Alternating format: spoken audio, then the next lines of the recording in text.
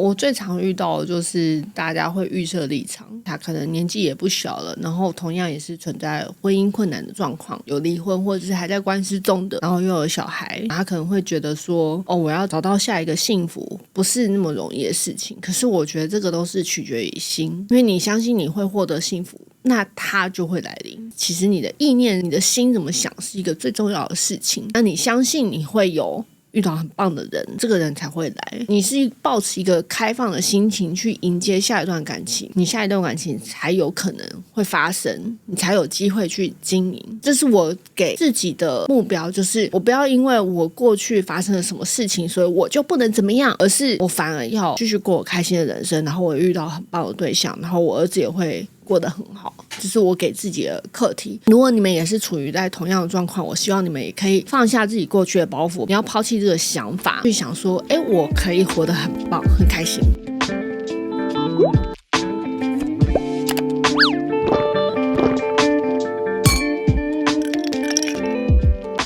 本节目由 ZOS 赞助播出。ZOS 软胖户不分长短1499。人生除了诉诉苦以外，我还可以带大家去吃喝玩乐哟，所以我就开了一个新的 IG 频道，还请大家多多支持，追踪起来，耶！人生不如意十之八九，如果有事来喝杯酒，欢迎来到人生小酒馆。今天喝什么呢？今天我们喝邦尼韦推出的冷泉伏特加，那我们就干杯，人生啊！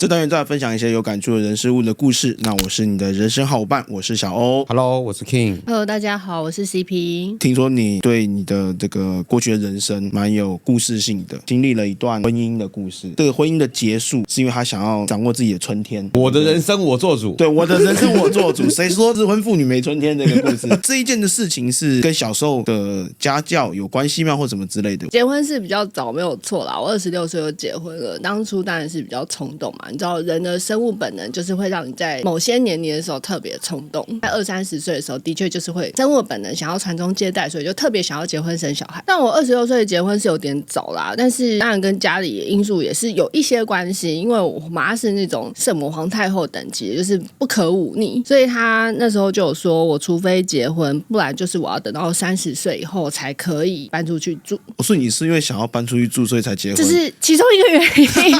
如果只为了这个原因就结婚，好像有点太瞎了。我觉得这也蛮厉害的，但是有点太瞎了。就是小时候也交过蛮多男朋友的，然后那时候遇到前夫，觉得他人蛮不错的，就是算蛮负责任的。然后他是我那时候的同事，他其实是一个很适合结婚的人，我到现在还是这么认为啦。因为他跟我分开以后很快就再婚，不到1年，就他真的很适合结婚。但是我的个性不见得适合结婚，就结婚嘛，然后过3年才生小孩。那生小孩当然夫妻关系会又更加的困难，有小孩的人应该都很懂我是什么意思。到后面就开始有了这样的念头，蛮多年的都不敢离婚，因为我爸妈就是那种离婚就很丢脸啊，让家族蒙羞啊，就是他们会一直骂我前夫，可是我一旦说我要离婚，他们就是极力劝阻说不行，在他们的人生字典里面没有离婚这件事情。我就压力很大，因为可能人年纪比较小的时候会顾及爸爸妈妈的想法，可能其他人我们就算了，可是自己爸妈会蛮重视他们的意见，所以我就盯了很多年都不敢下定决心做这件事情。也有跟前夫那时候都有讨论过，只是他也是打死不想离婚，所以就是很多阻力，然后一直到40岁以后就觉得不行了。所以你26岁结婚，40岁才离婚？42岁，42岁才离婚。我今年44。哇，这个他7岁就7年就养他撑了12年，算蛮久的一件事。我是真的撑蛮久，就从有离婚的念头到真的离婚成功，至少有5、6、7、8年。5、6、7、8年，就是因为真的太久了。因为小朋友出生，当然我们会有摩擦嘛，那摩擦你也会怀疑自己说，是我的问题吗？是不是还可以再试试看嘛？2个人就去看婚姻咨商嘛，看完婚姻咨商就觉得不行，我要离婚，但是就有很多阻力啊，你小孩很小啊，然后你爸爸妈妈也不赞成啊，所以就又继续往下拖啊。其实他也没有说真的有什么大错，所以你就更难下定决心，对不对？一般我们看到说下定决心离婚，通常就是老公那边偷吃嘛，就也没有啊，他也很顾家啊，那没有什么很大问题，好像你是不是一直等他出包？也没有，我也没有等他出包，我他是觉得就是一个，他真的是一个很乖的人。那你没有为了这个离婚事情做一些夸张的事情，让他想要主动离婚？这个他就死都不要。中间有一度真的是一直跟他摊牌，一直跟他谈。他后来是说，除了离婚之外，什么事情都可以答应。意思是说我出去交男朋友，他也无所谓。那也还不错啊。我本来也是这样想，我想说，好吧，既然这个就是他的底线，那大家就继续这样过好了，因为小孩还很小嘛。可是到后面，因为我就开始越来越有名，那你知道媒体就很喜欢问，那你怎么经营家庭关系？你怎么经营夫妻感情的？我就每次说谎到我都觉得人生很累，就我为啥要这样？所以我又回去跟他说，我这不行了，我觉得太累了，我不想要这样子一直跟人家说，我们夫妻关系超棒，就是我不喜欢这样。假面夫妻，对，就是我们其实在家也不会吵架，我们相处的也都很 OK， 就真的是室友。那我比较好奇，比如说你跟你前夫认识多久才结婚？1年不到，就真的很冲动啊。26岁，当初应该也是相知相爱才会走在一起，甚至到后来冲动结婚。那怎么会开始有你前面讲渐行渐远的感觉相知相爱，我就忍不住想要更正一下。不是这样子。我应该算是智商稍微比较高一点，所以在我的成长阶段要谈恋爱没有那么的容易，因为男生很受不了我功课比他们好。后来我就变成常常要装笨才交得到男朋友。如果说现代社会，我觉得应该不会，但如果说是我们这个年纪会吧。我常常讲，我就是想找一个能力比我好的啊，最好自食其力啊，然后也不用靠我、有独立工作，然后收入比我高会没关系。因为如果你有稍微一点智商，你就知道这样其实是对自己是最好的啊。我前夫就是这样想，所以我才会跟他结婚。但其实他就是比较胸无大志一点，虽然他是我同事，但我薪水一直都比他高一些啦。然后后来我自己又创业，我们的想法就会越差越远，就我的世界跟他的世界会差异很大，他跟不上嘛，也没办法跟我谈论这些事情，所以我们就很难有话题。那当然也是想过说要培养共同兴趣啊，比如说那时候我还有出钱帮他上瑜伽课哦，然后还是爱上不上的啊，要去练国标，他是完全抓不到重拍的人，所以也就练不下去，就试过蛮多事情，像出国旅游也试过，但他也不喜欢出去玩，各种尝试都以失败告终。那是什么时候开始你慢慢发现好像不想要这一段关系了？应该小孩还在念幼稚园的时候就有这样的想法了，因为我是同时生2个小孩，就是双胞胎，一般人生1个小孩都已经可以吵到离婚了，那你可以想到生2个小孩那个压力有多大。那如果人的抗压性没有很好的话，其实蛮容易情绪崩溃的。我也没有很怪他，因为我们后来去看婚姻智商，我有讲这件事情，他后来就有显著的改善。只是我发现我自己好像有一些感觉被磨掉以后是捡不回来的，这个应该算是我自己的问题，是一种不吃回头草的概念。就有想啊，想要这么做，但就做不到啊。我努力了很多年，我还是做不到啊。你在婚姻諮商的时候，它有改善，但是这个东西也挽回不了这个改变。就是我后面几年都还是有想要尝试看看，会想说，是不是我的问题？因为毕竟你一旦决定结婚了，又有小孩，你不会想要轻易的离婚嘛，也不是一个我想要发生的事情，所以就挣扎了蛮多年的。我们再回到刚之前有聊的一个东西是，你说你小时候功课比男生稍微好一点嘛，所以你会比较压抑了自己。这时候也做过什么样的尝试？这就是一个很困扰的事情了。他们可能就觉得自己比较笨。我们那时候一定是因为是同学或认识才会，就是有往来嘛。我们那时候那年代没有交友软体啊。我们那时候有那个爱情红绿灯笔友啊。对啊，我有去联谊，所以你是带成绩单去吗？也没有啊。那他怎么会知道你功课好？我就台大的啊，台大的男生那你就没差嘛。可是他如果今天不是，他的自卑感会超级重。这个我可以把它理解成，就是比如说有些男生可能女方比他高，就是禁止女生穿高跟鞋，只能穿平底鞋。对，不是每个人都看得开。但我一直觉得这个想法很奇怪，因为我从小就知道，看我同学都比我高，小时候就立志说我一定要找一个比我高的女生，这样才觉得秋啊，不是吗？你就跟我男朋友一样啊，我男朋友也是啊，他也是都找比他高的，这才是自信的表现，不是吗？我是不知道，我就从来没这种困扰。废话，糟哎，哭啊！在联谊的这个过程，你有尝试怎么去让男生比较容易亲近你吗？因为你就是脸上有写字，你知道吗？对啊，我杀气蛮重的。对，大家都这样讲。那怎么办？就很难。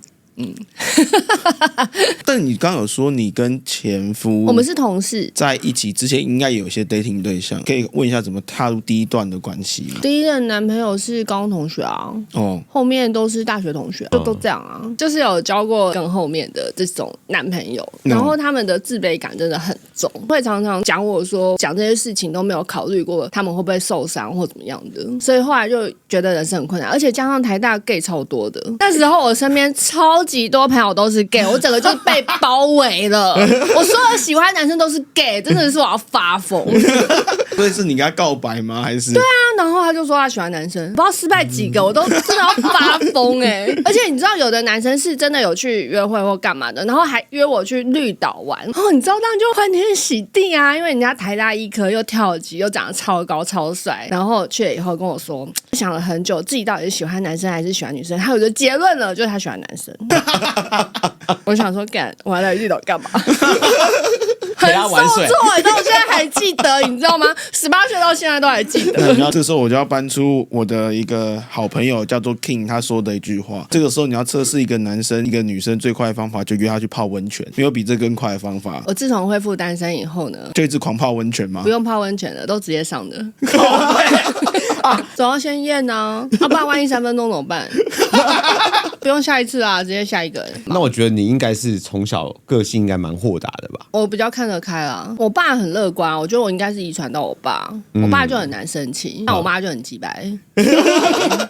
然后因为有一个鸡掰的妈妈，你就不得不豁达。那人生也太痛苦了吧？不一定啊，因为很多的人他可能爸妈是这样，他可能就逆来顺受。我们也是逆来顺受啊，因为忤逆就不孝，有没有？所以我妈骂我都说妈你好棒哦，你说的都对。你真的这样跟他说？有时候也是会你知道暴怒，就不想跟他讲话。我想说最好，但是能控制得住的时候，我都会说妈我超爱你。要是能控制得住情绪，跟他说妈你超棒的，我超爱你，他反而会骂不下去。但如果理智断线跟他对干的话，就没完了啊！接下来半年又不用回家了。所以小时候妈妈管教管很严格，超级啊，超夸张，不准我跟男生出去过夜的。谁会允许你的小朋友几岁？可我已经20几岁了，谁会允许自己的小朋友去跟男生出去过夜？20几岁也不行啊。应该说，我到结婚之前，我都没有跟男生出去过夜过。那总是会说，我今天跟我去找那个闺蜜，就都各种不行。我还记得我大学第一次要跨年的时候，是我几个大学同学，他们真的轮流打电话到我家跟我妈求情，起码有5、6个同学打电话到我家说服我妈，我才第一次出去跨年，完全就是被压抑住了。对啊，你的人生到底活得多痛苦啊！不会啊，我后来蛮自在的啊。会内心觉得不平衡吗？就是觉得说啊，我身边的朋友人总是会喜欢比较嘛，就是说啊，他们都可以。我妈最喜欢说的事情，那是别人家，不然你去给别人家当小孩啊。我跟你讲，他妈超多妈妈都这样讲。对啊，你妈有跟你讲过？我妈也这样。我有时候也会忍不住这样跟我儿子说啦。我妈跟我讲，你要不要死一死，重新投胎算了？你妈真的这样跟你讲？因为我儿子有时候打电话打到12点啊，我说你怎么还不睡觉？他说同学都还在打，我说不行，我们家就是12点要睡觉。他说不然你去别人家带小孩。其实他这种感觉忍不住这样。所以那时候你没有想考虑说不要念台大去？我妈说你只能念台北的学校，如果你考不上台大政大，就是淡江跟文化，你就是只能念台北的学校，我管你，你就是只能念台北的，我就不行。但我妹可以，这是我觉得最荒唐的事情。我妹就去考个中正，你知道吗？中正很远的嘉义不是吗？我妹就是清大不选故意去中正的，她真是超故意。所以在还没考到中正之前，两个人的教育模式是一样吗？我妈基本上就比较没有在管我妹，这个爱太过强烈，有点累。那你不会觉得差别待遇吗？因为就我觉得这样的人生会啊，我那时候很不平衡啊，就好像不考上台大或北女什么的，我就超 loser， 然后让我爸妈蒙羞之类。而且我没有考上北女，我超2个人，我有到北女最低录取分数，就比国文没上，然后我妈就狂念到一个不行哦，想到都觉得好累。那不是跟你一样，就是没有考。但是我爸没有100分就揍啊。我妈没有说100，但是我念国中的时候，我老师说每一次都要考100分，不然就不算念完。那个我觉得以前那种填鸭式教育真的很变态。对，听说他国中有个很炸的东西，他说什么他老师的那个打人标准是用他的分数来做标准，比潘思璇低1分的打一下。看他同学恨死他了，难怪没人追你。废话，我自己同学我恨死你了，好不好？那时候有瞬间犹豫一下，我到底是要考好一点还是要考坏一点？后来想说管他的，我都自身难保了。太病态，我真的觉得以前那种教育真的太太病态。对啊，而且你知道我还有一个老师，他把他女儿取跟我一样的名字。那他老婆那时候怀孕，他老婆问他说：“你们班上哪个女生最聪明？”我就取跟我一样的名字我也是那时候知道说，我想说这到底是什么状况？好毛哦！我儿子叫刘德华也不会长得跟刘德华一样。有一些家庭他还是会以这样子的方式。那我们先看到现在，你就看那些书念得很好，他人生有幸福快乐吗？不见得嘛，这根本不是一个等号。我都这样跟我儿子讲啊，我说你今天你妈希望你念好的学校，是觉得你会认识素质比较好的同学，你人生有不一样的选择，但是不代表你人生幸福快乐，但至少你有选择。所以你会逼他成绩吗？没有，就你知道我完全放养，因为我有问他说，我朋友都在辅导小孩功课，你们都不问我，我有点孤寂。他说问你干嘛？我同学都在念微积分的，我问我同学就好啊。我还有同学在念微积分。我说那你为什么不念微积分？你根本不跟你同学一样。他说我为什么每天要多念3小时的书？你看像多年后啊，每次开同学会啊，通常现在过得好的，通常都不是以前念书念超强的这一些人。其实是啊，大学成绩很烂，赶快补充一点。其实就像我那时候一样啊，那时候以前吊车尾的那一些人，反倒现在哇，你就觉得干这些人超有成就的。大学成绩倒数10%的人也可以当会计师呢。这也是蛮励志的这件事情，真的是告诉大家。我那时候考到美国会计师的时候，我们班上就是功课比较好的同学就跟我说：“什么潘璇你也考上了，那我也要去考。”所以你是在美国念书？没有那怎么会想要去考美国的会计师？我一开始也是想要考台湾的，但我一毕业就去上班了，然后就有遇到一个好朋友，然后他爸是5届立委，家里超级有钱，所以他高中就去美国念。但因为他就家里太有钱，所以他没有认真上班嘛，然后他爸受不了他，把他送到 PwC 来工作，我们才会认识。他就因为一直没有考上美国会计师，就是他爸有在逼他，然后他想找个伴，他就花了1整天的外勤时间说服我陪他去考美国会计师。就他有考上吗？当然是没有啊。故事不是都这样吗？对，只是陪伴的人都考到了，他自己没考到。所以那个时候你考到美国会计师的时候是在美国就业吗？没有我也没有在美国就业，我就还是在台湾。那美国就业没有那么容易啊，你还要有身份干嘛的。我后来就去证交所，因为美国会计师的关系有加级。但是我考到美国会计师以后，就是求职就变得很顺利，因为大家都会假设我英文很好嘛，虽然并没有。大学因为成绩太烂，所以大学毕业的时候投什么工作都连面试的机会都没有。要你列成绩单给他看吗？还是都会问 GPA 多少啊？那为什么大学的成绩会比较烂？因为我大学都在玩跟谈恋爱，而且我也觉得很正常。其实大学那个时候是最应该要发光发热的时候了。会计系的人都不参加社团啊，放学都在图书馆啊，我就觉得你看你们有事吗？疯了，大学就是要玩社团啊。对啊，就是要谈恋爱的啊。我还不交爆，偷偷摸摸走过来跟我说：“师兄，我觉得你剪这个发型好可爱之类的。”那时候真的是纯纯的爱呢啊。对啊，就是觉得见到手就还有人每天打电话给我念诗给我听，他得过3座文学奖，他其实写诗写得很好，是非常有才气的人，但就觉得少了什么，就觉得少了什么嘛，不要这样，不要这样，你明明就是没有欣赏他的人吧？我跟他 dating 很多次，对，跟买房子一样嘛，你总是要看50间房子，你才知道自己喜欢什么样的房子。这是一个鼓励人家多交男朋友的概念。对啊，我都超鼓励耶，你交一个男朋友就要结婚也可以啊，我祝福你。但是如果你不知道自己要什么的话，就是多交，你就会自己知道自己要什么。每次有人问我说为什么你很知道自己的择偶条件是什么，我说因为我缴过超多赛啊。到底怎么交友的？我们这种年纪你知道很容易被年龄歧视，因为我已经40几岁了，又离婚又带2个小孩，这超歧视到一个不行就是常常有那种交友软体，就是他可能看过我是谁啦，所以 match 以后他就会直接问我说你是不是离婚，那他一定知道我是谁才会这样问嘛。我交友软体都有付费隐藏年纪。还有这种功能有听的有这个功能。我跟你讲，我有做过人肉实验，听的付费隐藏年纪我就有2000以上的 match， 然后 CMB 我写真实年纪，那个 match 数在10以内。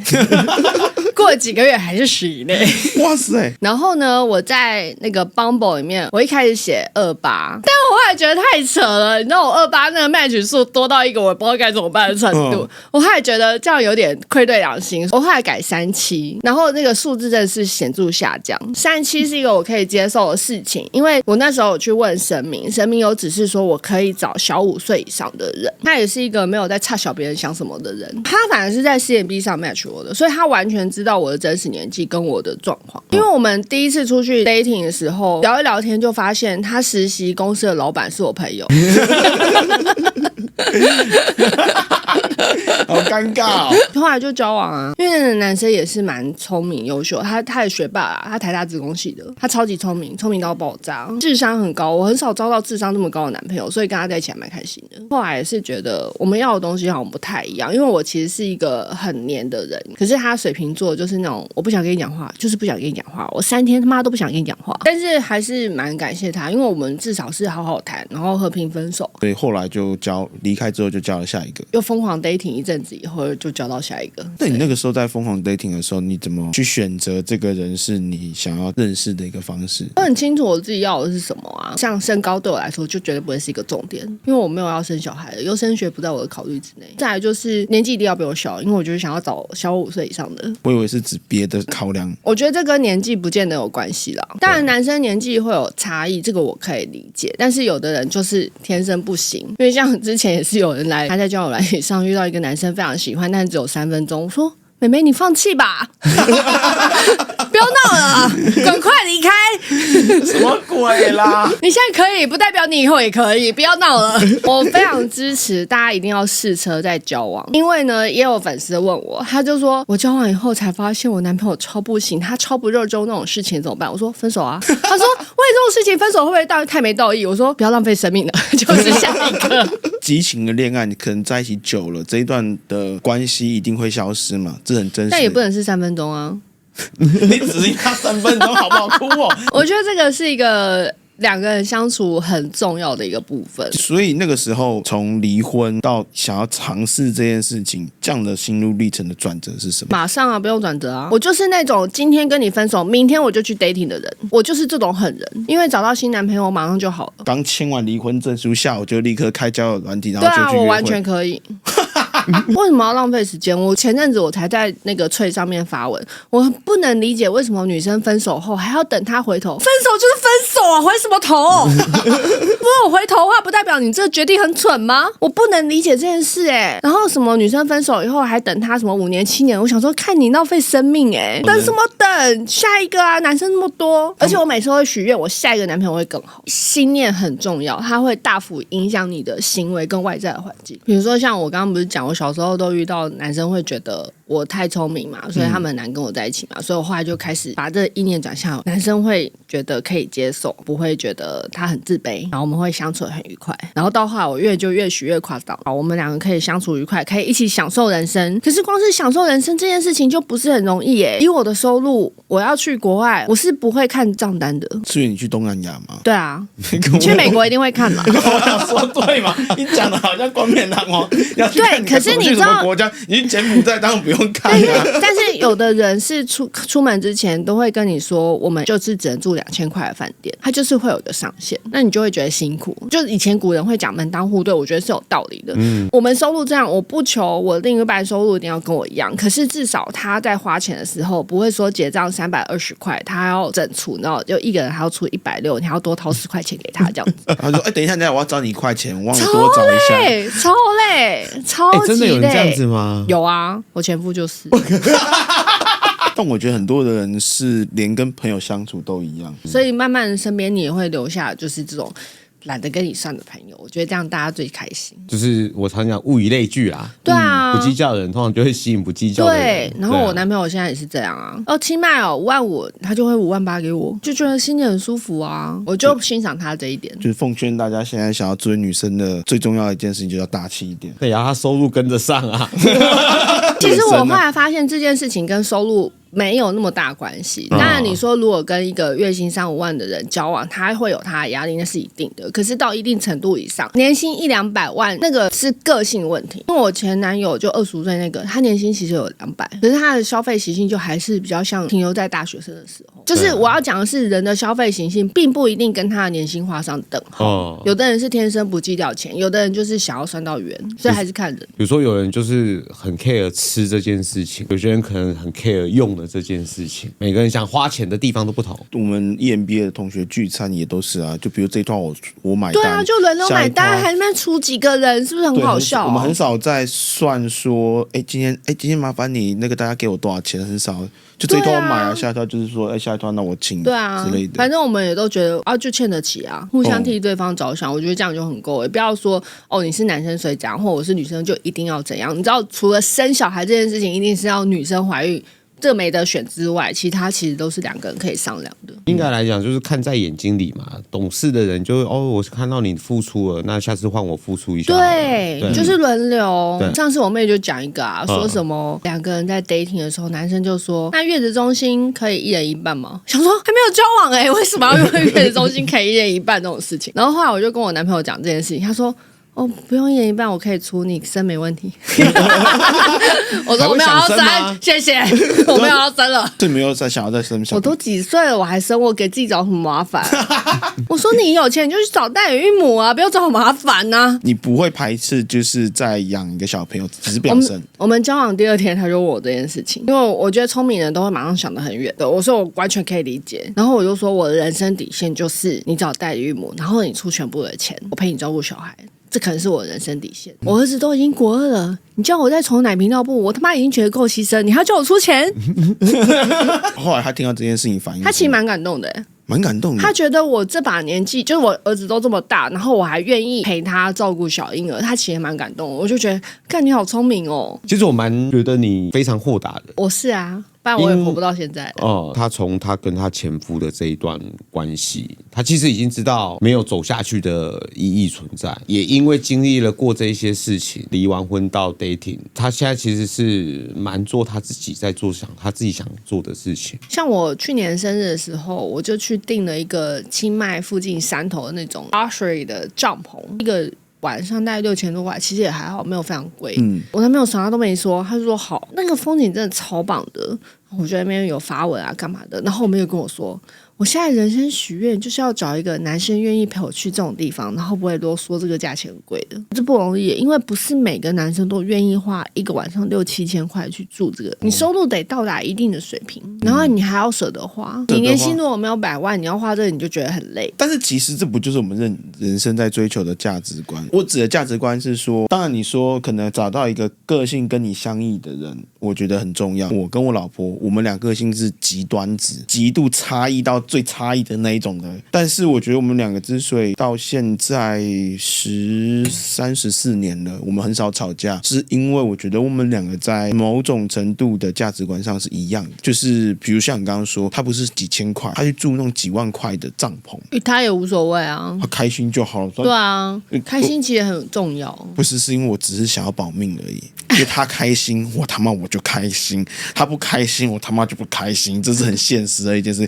我只希望我可以开开心心，然后可以回到家，然后好好睡得安稳就好了。我跟他在一起14年，我真的可以用手指头算得出我跟他吵架的次数。吵架超累的，我很讨厌吵架，因为我觉得吵架就是浪费时间，就消耗。你能够沟通的事，你为什么要吵架？我也不吵架。那你有什么开心的方法可以分享给我们？现在处在一个低落婚姻关系，或者是不是婚姻关系的观众朋友？我最常遇到的就是大家会预设立场，他可能年纪也不小了，然后同样也是存在婚姻困难的状况，有离婚或者是还在官司中的，然后又有小孩，他可能会觉得说，我要找到下一个幸福不是那么容易的事情。可是我觉得这个都是取决于心，因为你相信你会获得幸福，那它就会来临。如果你认为你自己这个状况很难去找到下一个对象，或是你可能就是一个人过了，你可能就没有那么开心的话，那你就会获得这样的结果。其实你的意念，你的心怎么想是一个最重要的事情。那你相信你会有遇到很棒的人，这个人才会来。你是抱持一个开放的心情去迎接下一段感情，你下一段感情才有可能会发生，你才有机会去经营。这是我给自己的目标，就是我不要因为我过去发生了什么事情，所以我就不能怎么样，而是我反而要继续过我开心的人生，然后我遇到很棒的对象，然后我儿子也会过得很好，这是我给自己的课题。如果你们也是处于在同样的状况，我希望你们也可以放下自己过去的包袱，不要去想说因为我离婚，然后因为我年纪很大，因为我带小孩，所以我可能就很难或什么的。你要抛弃这个想法，去想说我可以活得很棒很开心。不会，你是要说要记得要买付费听的，这样可以把年龄隐藏起来。这是蛮重要，但我其实是在帮博遇到我男朋友，所以我不会鼓吹听的这件事情。那今天我们就要在聊的，我觉得算是新时代女性在追寻自己的一段故事在。那如果说你今天看完这一集，你觉得有感触的话，或者是你有任何的感想，都欢迎留言让我们知道。也蛮鼓励把这一集分享给可能你身边有这样的朋友，或者是你正在就是这样的状况的话，那也欢迎你看完跟我们说一下。不好意思的话，就 IG 私讯我们，那我都会亲自回你的讯息，所以你也不用害怕。换了 Fuck Life， 看面对人生抉择时的勇气啊！那我们就下期见，拜拜。拜拜。